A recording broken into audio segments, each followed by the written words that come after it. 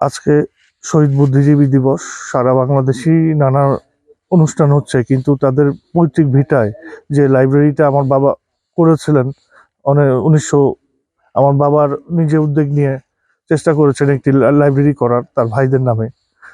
চেষ্টা করছেন, যতটুকু পেরেছেন তিনি করেছেন, কিন্তু সরকারের পক্ষ থেকে এখন পর্যন্ত আমরা খুব একটা সহযোগিতা পাইনি। বা আজকে ফেনী শহর ফেনীর কৃতি সন্তান তারা মজুপুরে তো ঘটা করে একটা অনুষ্ঠান হওয়া উচিত ছিল, যেই পাঠাগারকে কেন্দ্র করে, যেই তাদের পৈতৃক ভিটার সামনে পাঠাগার। কিন্তু আজ অবধি দেখলাম না পাঠাগার করার পরে কোনো সরকারই ওইভাবে কোনো উদ্যোগ নেওয়া যে এই পাঠাগারে আরো কিছু করা যায় কিনা, যে রিনোভেশন করে দোতলা বা তিনতলা করা যায় কিনা, যে একটা রেস্ট হাউসের মতো করা, মানুষ আসতো দেখতো। অনেক বিদেশিরাই আসে, অনেক অনেক জায়গা থেকে মানুষ আসে, কিন্তু জায়গা এসে দেখেন বাড়ির এই বেহাল দশা, তখন তাদেরই মন খারাপ হয়ে যায় যে বেহাল দশা। এখানে যদি একটা রেস্ট হাউস থাকতো, কথার কথা মানুষ কিন্তু এখানে থাকতে পারতো, ঘুরতে পারতো। শহীদুল্লাহ কায়সারের বাড়ি আছে, আমি যেখানে দাঁড়িয়ে কথা বলছি তার পিছনেই কিন্তু আমার দাদার ভিটে বাড়ি। এটাই কিন্তু যখন এই পাশটাতে একটা বান্ডির ঘর ছিল, যখন শহীদুল্লাহ কায়সার জহিরান আসছিল লাস্ট 1970 সালে, তখন কিন্তু তারা এখানেই বিশ্রাম নিয়েছেন, এখানেই ইয়ে করেছেন। এখান থেকেই তাদের বেড়ে ওঠা, এই দালানটা থেকেই তাদের বেড়ে ওঠা। এই গ্রামটাই কিন্তু তাদের স্মৃতিময় জায়গা।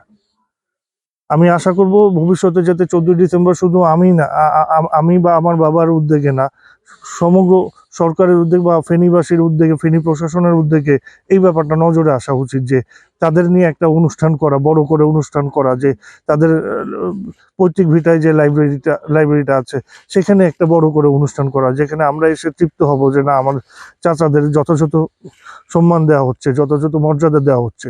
আমি যদি কাউকে সম্মান না দিই, সম্মানটা কিন্তু পাবো না অপর থেকে। এটা কিন্তু আমাদেরকে অবশ্যই মনে রাখতে হবে। নতুন এবং ফিরে আসা গ্রাহকদের জন্য নগদে চলছে ক্যাশব্যাক সহ প্রতিদিন হাজারো উপহার জেতার সুযোগ। হবে আশা আর ফেরা, সারপ্রাইজ সেরা। সোনাজি উপজেলার 9 নং নবপুর ইউনিয়ন 2 কৃতি সন্তান শহীদুল্লাহ কায়সার এবং শহীদ জহির রায়হান আজকে এই তার পৈতৃক ভিটা এবং এই শহীদুল্লাহ কায়সার জহিরান স্মৃতি পাঠাগার। আসলে এরা তো বঙ্গবন্ধুর পরের স্থান হিসাব করতে গেলে বাংলাদেশের যে যুদ্ধের লাইভ ডকুমেন্টারি বলেন, আদার্স যতগুলা আছে সব কিছুরই তারা কিন্তু রাজসাক্ষী ছিল এবং তাদের হাতে ছিল।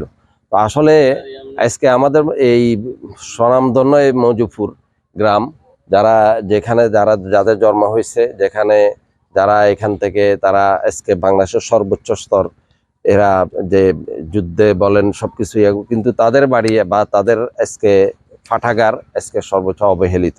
এবং এই মজুপুর আজকে অনেক সরকার আসে, অনেক সরকারে যায়, আজকে আমরাই কিন্তু অবহেলিত।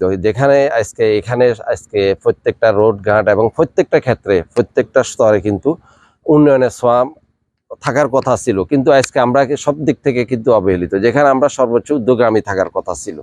তো আসলে আমি বর্তমান সরকারের দৃষ্টি আকর্ষণ করতেছি যে আজকে যে অবহেলিত, যারা এই দেশের জন্য সংগ্রাম, ত্যাগ, তিতিক্ষা, জুলুম, সব নির্যাতন সবকিছু সহ্য করে তাদেরকে কিন্তু আজকে এই দিনেই তাদেরকে পরাস্ত করা হয়েছে, তাদেরকে মেরে ফেলা হয়েছে। কিন্তু আজকে তাদের প্রতি আমি প্রশাসনের প্রতি, বর্তমান সরকার প্রতি দৃষ্টি আকর্ষণ করতেছি, যেন আমাদের এই পাঠাগার, এই বাড়ি এবং তথা এই মজুপুর গ্রাম, স্বনামধন্য এই মজুপুর গ্রাম, যেখানে সংসদ থেকে 573টা পর্ব ছিল, যেখানে কয়েকবারে স্বর্ণপদক পাইছে এই মজুপুরকে নিয়ে, কিন্তু আমরাই অবহেলিত।